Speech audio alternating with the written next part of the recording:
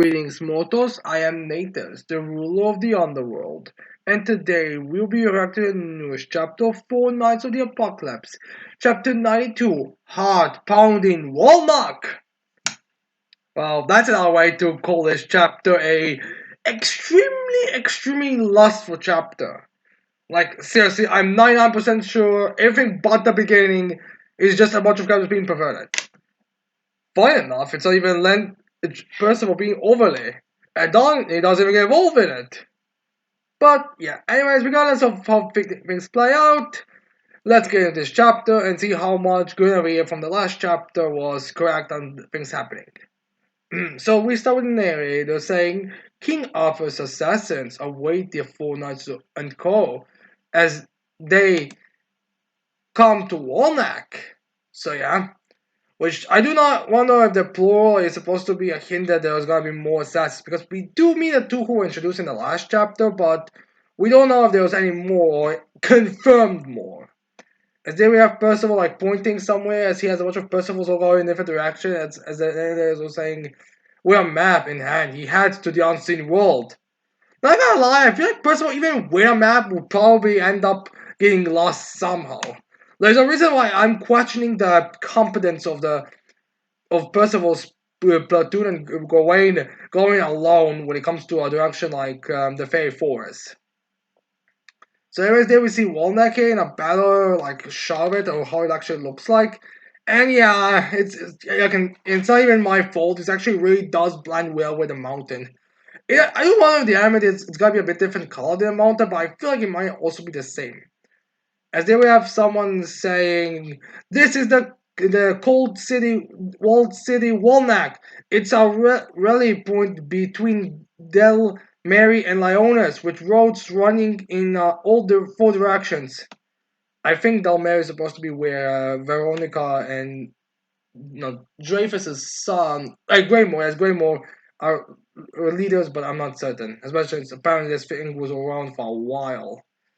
But yeah, so as we see it, and yeah, it's not much in terms of design. It's just kind of a wall being built in with a couple of cracks and a small, well, a door for people to go past. As there we see Nazians reacting to it, which all of them have capes except for, I'm guessing, if I remember, Gawain and Lancelot, if I remember correctly, which I thought only those two were, and Percival has his own cape, but that's besides the point. So I'm pretty sure that only Tristan got the cape last chapter in his platoon, but I guess I was wrong. Although to be fair, I don't think we got that many focus panels with these guys as they were leaving. So anyways, we have Naziat saying, "Is this a town built by carving into the mountain?" As then we Percival just responds with, "It's so well made." Which, I guess that's a general question, because, it could either be a town built in, or it could just be, constructed itself. Honestly, it seems to be kind of like, the way it's kind of constructed with bricks and everything, looks like it was like built on top of it, or around the mountains. Or it could just be like rebuilt, Nets, just being rebuilt or something. Since as we gotta see with all the damage and the holes and everything, this city takes a lot, and all that and everything. So it's mostly that this city was originally just constructed first out of the mountain, but then after time, after damage, they just kind of had to fill things in, which honestly kind of makes sense considering some of the weird size of these bricks. As they have Anne being there, she's like, "Yeah, but this wall," as Donnie's like, "Wow, the surface is all covered in holes." So yeah, like I said, a lot of damage. As then we have Percival saying, or I'm going to say so Donnie speaking here, because I don't think Percival will even know about this. As we have Donnie, I'm guessing, saying, "They are marks made by magic attacks." As they have Nausea also saying, "Not only that, there are marks made by catapult fire as well." So yes, I was actually using catapult in the 76 world. Which I think is like probably the first time we actually get confirmation that's the case. Anyways, then we see Tristan kindly explaining to us what's going on, as Chian is going all simp mode on Tristan with his face. Thank God he doesn't speak here. As then Tristan's like, "That's because this town is a major rallying point for carrying butter at good, but not there good to Leones. Whenever it's bandits on a daily basis, or other countries, if there's a war, it's an attack so often that the hot ships never end. I don't know, I think my voice was like more high pitched than it usually is for Shishin. But regardless, so basically, this place, it's based, it's kind of like the hidden rain village in Naruto, where it's so connected in such an unfortunate way that all the villagers kind of just have to pass through it, and it's kind of like the obvious weak point. So it's kind of like that, but with also bans and all that attacking at one point. I wonder if we did actually see this thing in the previous series, but I don't remember exactly. Maybe it was like something that we saw in the background, manga apparently, but I don't think it was ever focused. And then we have, I think, Lancer being here's like, or maybe that's just I'm just gonna use the voice because of joke.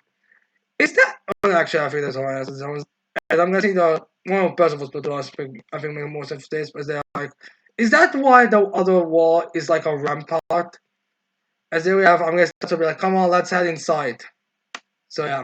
And then we see the city a bit, and we see the city's actually really big. Like the buildings are, pretty sizable. I mean, granted, all these guys are 60, so you have to question how much of a size is there really to be impressed by. But like we see, I think a couple of regular guards. So I'm not sure if that's supposed to be suit of armor. I think they might just be guards. I think it makes more sense.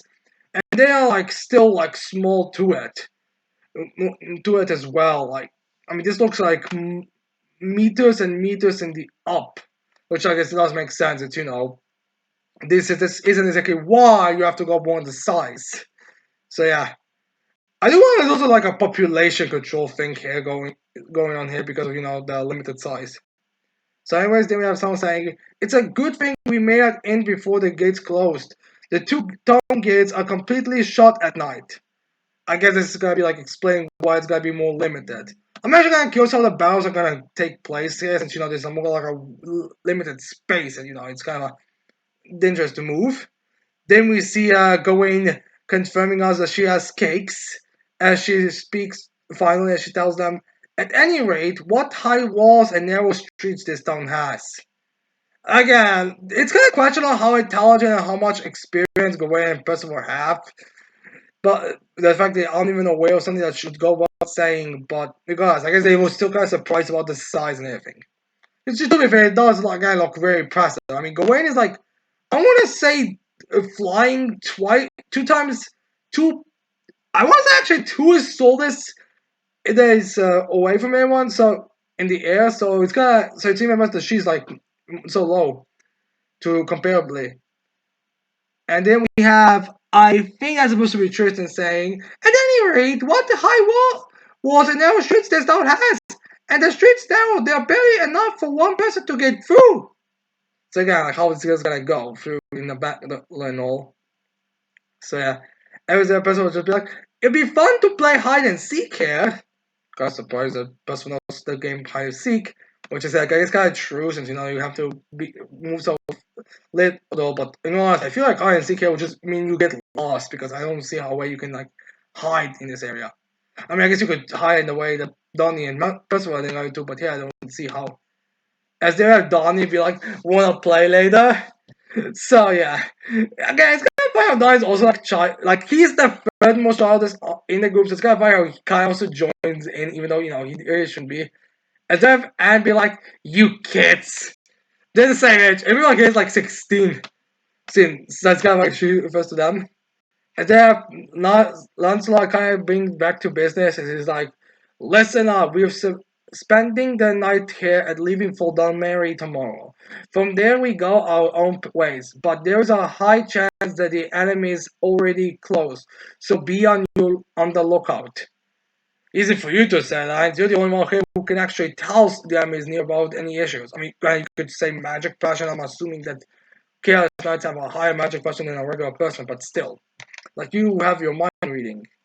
And then we actually, I think, we see Lance trying to, I guess, kind of mind read as he kind of like turns his head around and stuff. We don't exactly know what's going on with Lance mind reading this chapter, but we're going to get later also be addressed. Well, kind of getting a reaction from Lance. Anyways, then we have Percival like, wow, it's so lively out, even though it's a nighttime. As then we have Don be like, it's a festival, man, a festival. So yeah, as then we see a bunch of people like walking around with torches. So I guess my fear about the city being, overwhelmed by chaos knights being taken over is false. But regardless, then we have nonsense explain with, are they carrying torches? So yeah, as if it's all they explained to us, she's like, I see the annual festival of the dead was today. It sounds like the festival of the dead? As then Sola explains to a man, when night falls, everyone lights torches and parades through the town, praying for those who have died to find repose in the next life. So yeah, kind of weird this kind of religion is here. There have Jade saying, "You, me, and it's Soul that came here way back when." As then we have Jones with we did. I wonder if this is supposed to have be something that was there beforehand or something because Gian guy wants to pretend like he doesn't know. I think the idea is that because they won't travel with Trishan at some point, that's why he doesn't want to. But I'm not certain. As then we have like just about listen you, and then we have Chian being or Jill be like we're sorry because they weren't expecting the Trishan to be so angry that they went here without him. As they have Chill be like, I want to go see something with you too. I always want to sneak out and come play with you or you at least once.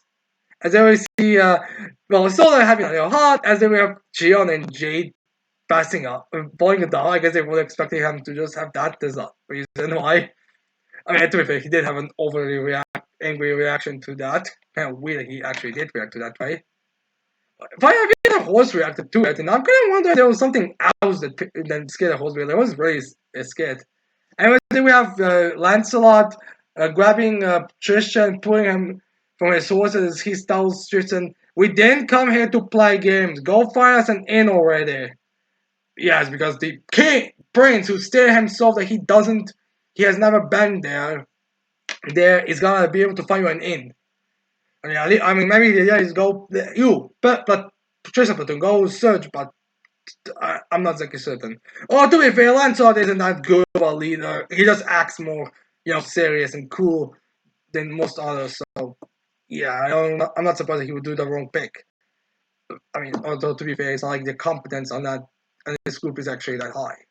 And anyways, they have Tristan back. Ouch! Just for a little while. So yeah, he really does want to go on a sightseeing quest. There we see Gogmagog, the bot that was in the last chapter we saw in the chapter. And we see actually that thing we saw was actually just a sign for it.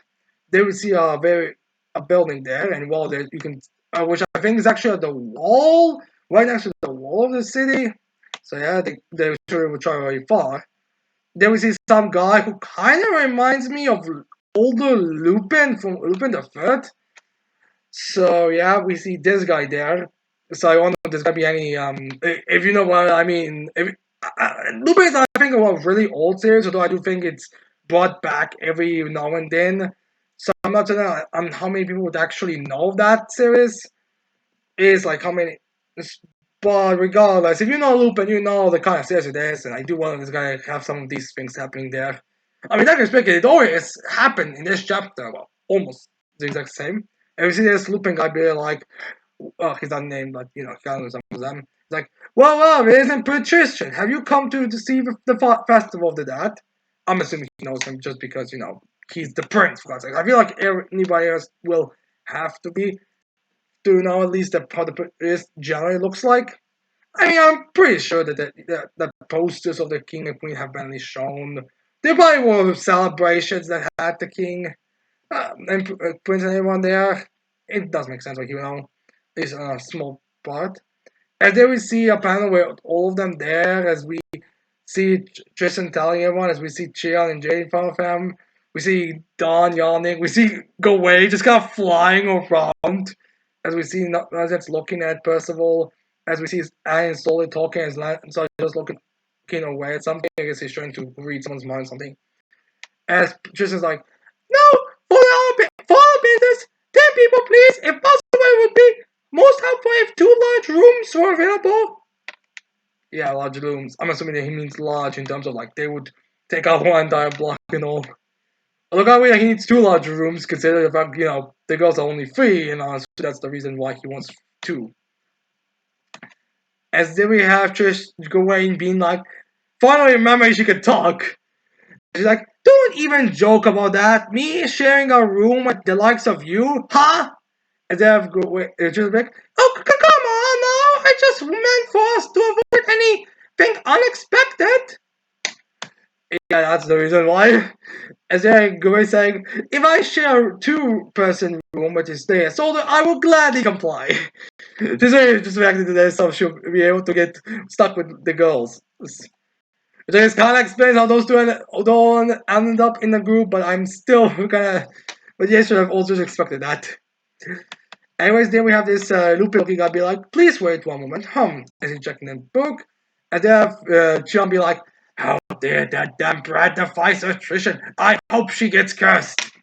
Dude, she can burn you to death with literally a word and a point of a finger. You should just be quiet at this point. Anyway, they have Lancelot listening at people as I'm. Actually, I think he's not listening at people. I think that's what's happening in the background while Lancelot's looking all over the place. As just she was like, that insolent brat! And she was like, she quit it, Chion. And then Lancelot looks down, looks at there, it's like, kind of find something weird. Is there a person being like, what's wrong, Lancelot? As Lancelot responds to him, something's felt off for a while now, referring to the fact that his mind reading seems to be working a bit weird. I kind of don't want to say it's not working at all because I feel like he would mention it. Like, this is a group thing. Why would Lancelot not tell them, oh, hey guys, as soon as we entered, my mind reading immediately stopped. This confirms there's an enemy nearby. So let us all be prepared. Expect the enemy to pop up from anywhere. Anyways, you have the Lupin guy be like, my deepest apology. As then we see this Lupin guy be like, we have rooms 101, 205, and 207 available. Three persons room. That would leave the 2-person room for only one of you. So yeah, we also see some black markets, which I don't know if this is supposed to be a kind of a sign that he's lying or something. I don't really know. Sometimes when something about the Cowboys graphics, about the art style, where he kind of gives these like random black lines, always makes me think that in Anson nearby makes me think that that person's lying in some form of way, or at least imply, but I'm not certain ever. Is there anyone back there with, huh? Is there and be like, we have to share rooms? Well, of course, what did you expect? You all gonna sleep individual or something? As they we have Isola be like, Sir Tristan, should we go look for another inn? So yeah. As then we have Isola saying that we have Gawain sniffing her hair. I guess she's finally taking the opportunity to do that. Can't believe how there's no reaction for Isolde. And they have Tristan like, no, I'm grateful to even have rooms for us to stay. All the other inns are probably booked due to the festival. So Tristan's like more reasonable here, like, dude, these are rooms, and I doubt there's even gonna be available rooms out there. So let's just leave it at all. So let's just accept it. Like, it's one night, for God's sakes. And we were going to have to share the rooms with one another anyways. So anyways, they were Percival being like, whatever, I share with is fine by me. I'm going out for a while, as then Donnie joins and is like, me too, we'll leave it to you to decide. Oh look, the children laughed. Smart idea, let's leave them in the city. Like they acknowledge just to like the second and third, whatever you want to rank the 4 Knights maturity levels. They still leave these 2 alone. And when they have Gawain is saying, hey now, a room for 3 let alone 2 is out of the question, As then we have Yana being like, you hate sleeping with others, right? As Sola is like, yeah, I guess he's more shy. As then we have Gawain, for some reason, appearing going straight to Isolde's boobs and sniffing her. Seriously? Okay, what? Okay, I swear to God, now the couple just wants to have fun with how perverted Gawain is. As then we have Gawain realizing or putting the two pieces together, be like, ahem, no, a person room is fine by me. That's all. And Galahad, it, and I, there it's out. And he also gets like a blows a kiss to his soul day. So yeah, I guess she really wants to do it in a freeway sense. I guess she just not realize that. How the hell do these characters not realize how perverted Gawain is? Also, it's just me or this. She seem to be her ways of getting the girls seem to be a bit different when she's a child compared when she was an adult. Like it's just that I don't know. I'm not sure there's like a. I mean, to be fair, I do believe Asuka did have a personality change when he was, big and small. So it does make me wonder if that's the reason. Like if she was muscular, she would have more of a, spinning game, more like, angle and all that. But now that she's a child, she's more like active something. I'm not certain. So yeah, anyways, then we have Anne saying, "Yeah, you're right. Since we are three girls, it should be more pleasant." As we have her way going to Soldiers' hat face and like hugging. I don't know if you know this, Anne, but Gawain is straight up perverted more than Donnie, and actually perverted as in she knows what's going on, unlike Percival. So unless if your way of free sharing a room with her includes some magic bindings or something on that side, I don't think you're gonna be more comfortable. Like, legitimately, how the heck do you not know as that? Like, she's literally sniffing his soul the entire time. As then we have Chion saying, then make that one for Sir Tristan, me, and Jade. Uh, and then we have Chion saying, since the girls don't have much of a choice. And then I see Anne looking up at Gwen, and she's like, oh yeah, so I'm gonna have a ham, I'm gonna be sleeping with two girls. Which, honestly, I do wonder if Gawain does actually have access or girlfriends or other stuff already from where she's from. It's just that I do believe a couple did state in one SBS that she does have, that she was successful in that endeavor up until recently, so referring to Isolde and Anne.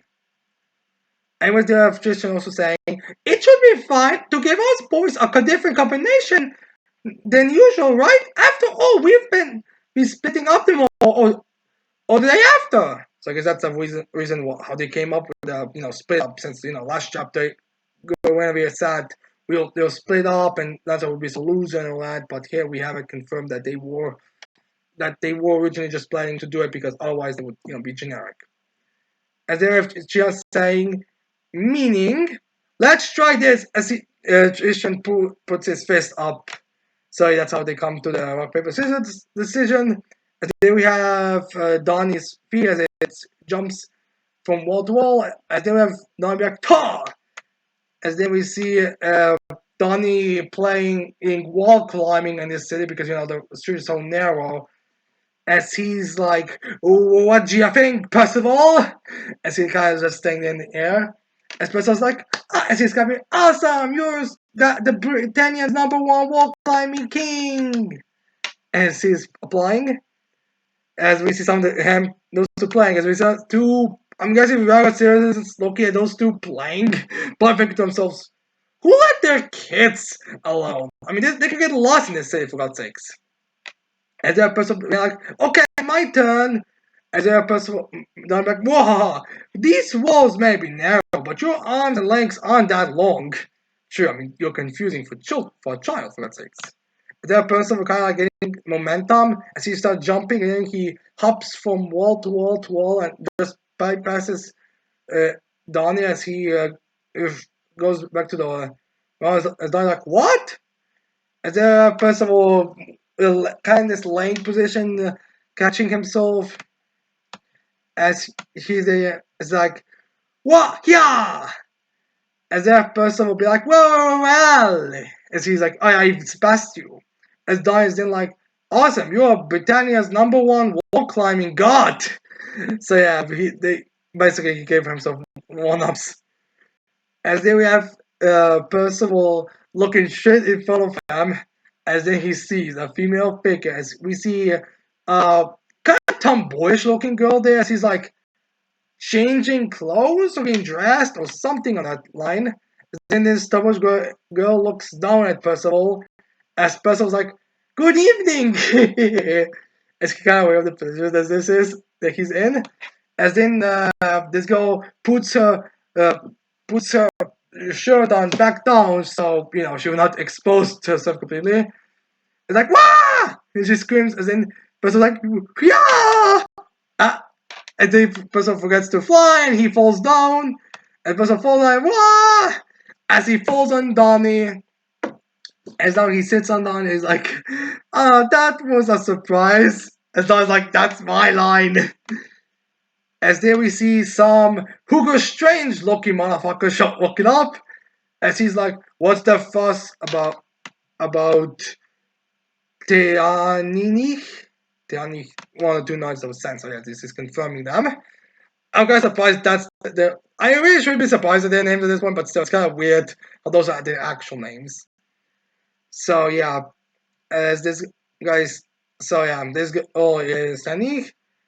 As we have her saying, "Oh, Macduff, it's no big deal, really." So yeah, kind of surprised how tomboyish Janine looks underneath her armor. Like, I'm not, I mean, I was kind of expecting more, like, the armor itself has this more like a regal, elegant kind of look to her. Granted, we just seen this small piece of it, not fully, but still, you'd think there would be a little bit more, you won't think of a tomboy to be there. So yeah, and the same for a Hugo Strange look guy. You wouldn't expect that to be the case. As they would see Tanini be like, just some brat peeping on me while I was changing clothes. Me and my dynamite body. Now, I am not certain this is just a lack of artisan or this is supposed to be like a hint to her personality that she thinks of herself more as she is, but I won't really describe her body, her design exactly. Dynamite. Although maybe Dynamite's supposed to be more of a hint to her magic ability, since it could be like she has explosions or something like that. I mean, I wouldn't make sense. I mean, tomboy, explosions, works well for me, but still. Kind of a weird way that she would describe herself. But yeah, although to be fair, she does wear a very regal attire, so maybe she does think of herself as higher. We'll have to wait. Then we have Macduff be like, "Such is youth." As then we have Tanini reacting with, "What a plain guy you are. Who reacts like that?" Which, not gonna lie, kind of gives me the idea that these two are. This is like the father person, and this is like his daughter or something. I don't know. Like, to be fair, it's difficult to say how old she is, since like the eye lines around her hair makes her kind of look older. But to be fair, being older could just mean like she's 20 and stuff 16 compared to the rest of the characters. But still, and then Macduff is like some guy who looks like he's in his 30s. But regardless, then we have Macduff being like, "That's besides the point. Intel is correct, I'm sure." As then he's like, kind of questioning if that is true. As Macduff tells her, "According to our spy within Lyones, I'm assuming he just assumes there's a spy, while in reality it's just Guinevere. Guinevere, the one since he did say 2 days ago about, so that whole chapter for the last two chapters were from past."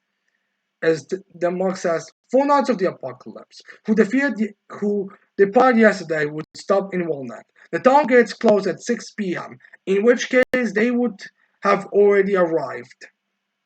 So yeah, he's aware they're already here and all. And again, he doesn't mention of anyone else being there, but it does make me wonder if there are, because the whole point of Arthur telling or the bat audio whatever that eyeball bat thing, he said, if there are any personnel there, have them go closer. So I'm guessing this meant like other knights who didn't notice them would be there. So I do wonder there are supposed to be other knights in this chapter. As then we have Dogma saying, in to defend our king and our eternal kingdom. To defend our king and our, as in that Neach to make his response to what defend our king and our eternal kingdom. So yeah, basically they are kind of being, so this is kind of like they are saying their oath. So yeah, we'll see if there's other ones. Then we cut to chapter to the page where Nakaba clearly ran out of time when he was making it. because there's no barely any ink in this, just kind of like drawn. I mean, to be fair, it's still nicely drawn. It's just there was no ink, so it's kind of what to say. Especially when it comes to Jay, because it's above his hair has like these black markings around him. He has like silver, I think white or silver in black, but here he just has pure white. It'll be fixed in the fish in the volumes. So, anyways, they go back to the Guggen Mark. Ian as Percival Donald back as Percival's like, "Hey guys, how's the room splitting up going?" So I guess he did expect it. So it'd be sold. As then we have Donald be like, "Oh," as they see all of them getting ready for rock paper scissors. As Don Jian is looking at them with pure hatred. How dare those children return safely? As they see them all excited. As then we have just saying rock. I guess it's as then we have them all. As they also saying scissors somewhere. We have Don Naruto Word. We have Chion for some reason. We have I will be with Tristan in this room for this one night, and then Shaman will alone have me. I will not even be surrounded by other holy knights. As they have Donnie go there like casually. Donnie Peso just being happy to do a to be part of this Rock Paper Scissors game. Then we have Jay the also going. Then we have some just saying paper. And then we see a weird hand thing where they're supposed to be so how everyone goes, but then we see, well, weirdly enough, we see like, okay, we see that the rest had fists as the Lance just kind of give this like weird finger thing. I don't know. It's just it looks incomplete paper. Maybe the idea was that he was changing it into rock, uh, doing it, or I guess it's supposed to be like the idea that he gave paper, then he tried to turn it into a rock or something. I'm not certain. Needless to say, is he lost. And then we have Chian for some reason like saw his tongue out like going all over the place, which is weird because usually he's he at least holds some level of dignity, but here he's like going full douchebag. As Lancelot then just is like, yes, sir, Lancelot has to share a room with a stranger. So yeah, because that room is like occupied with two, which I find weird, and I don't think it was actually staff. I think it was just that there's one two-person's room, and it leaves only a two-person's room. Maybe I just missed that, or maybe it's a translation thing. Again, like this chapter is clearly a bit incomplete. And then we have Lancelot be like, weird, my mind reading didn't seem to work.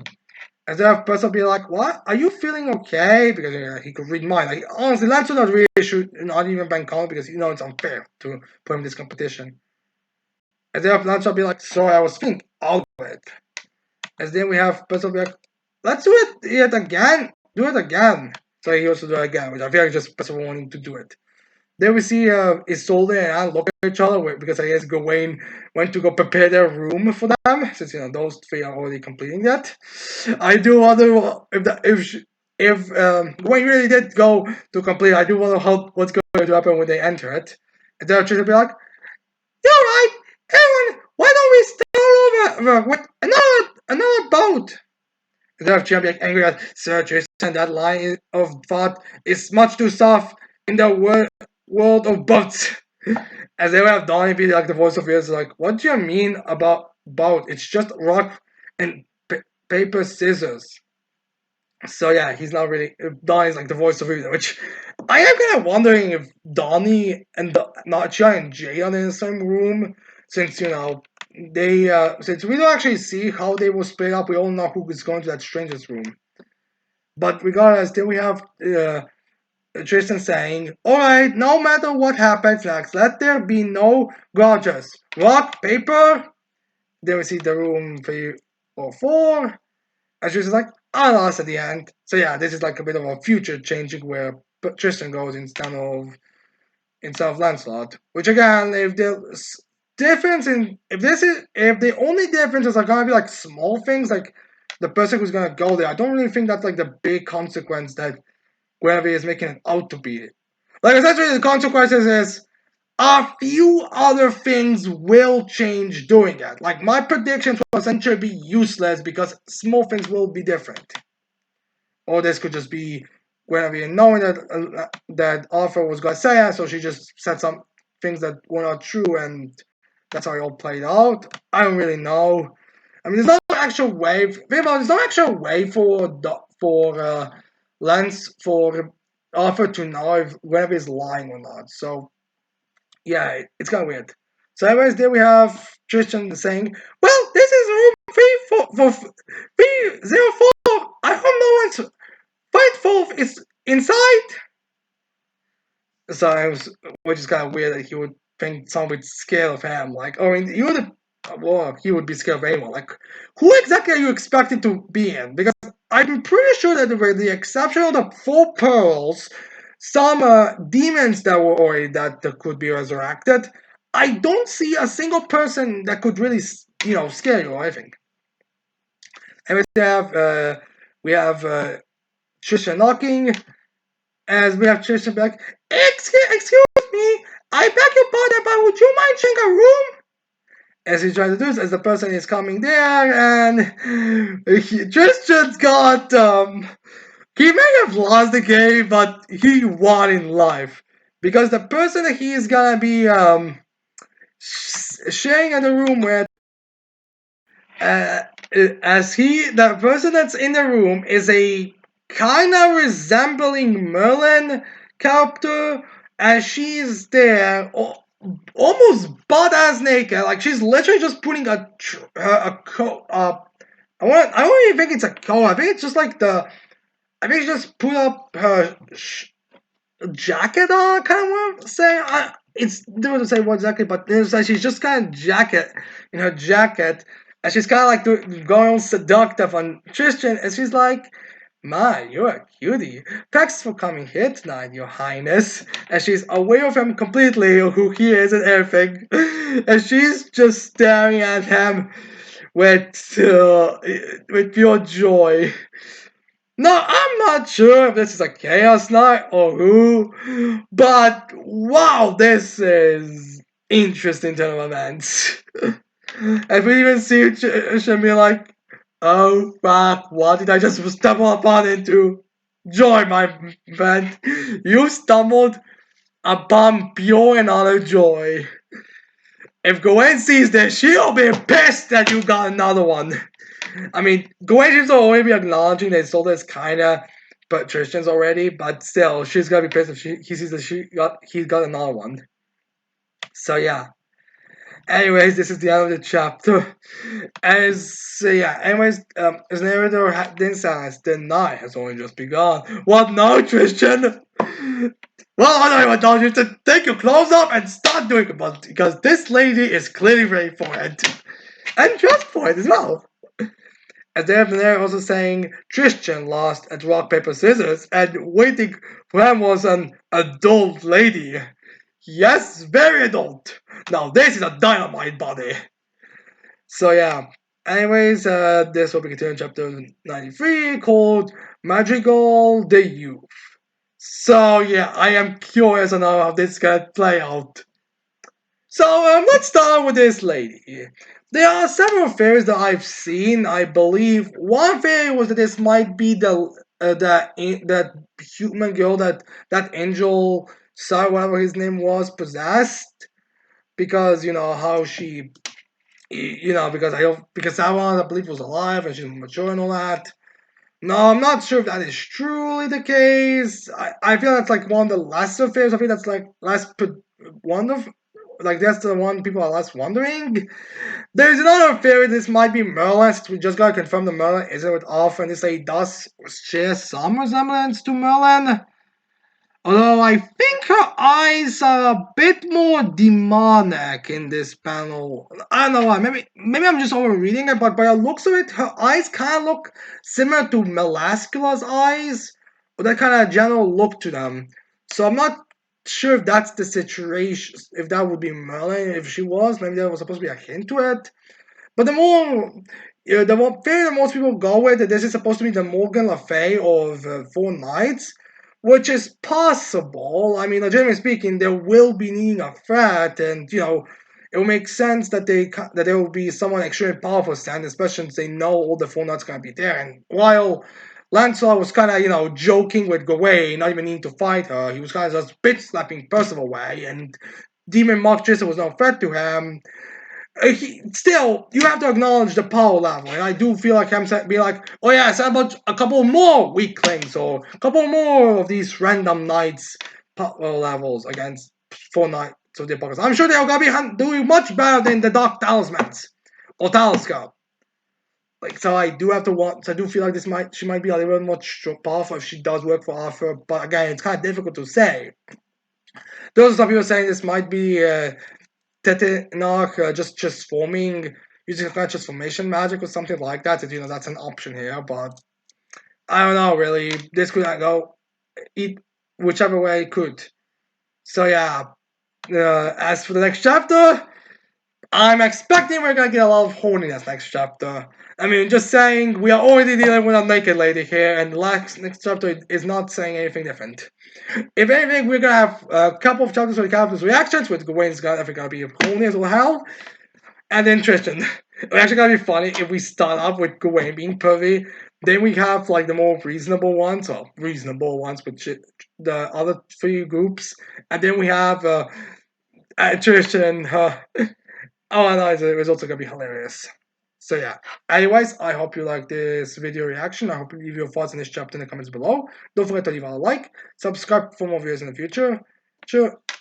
And with that, I can't wait to see all of you mortals next time. Goodbye.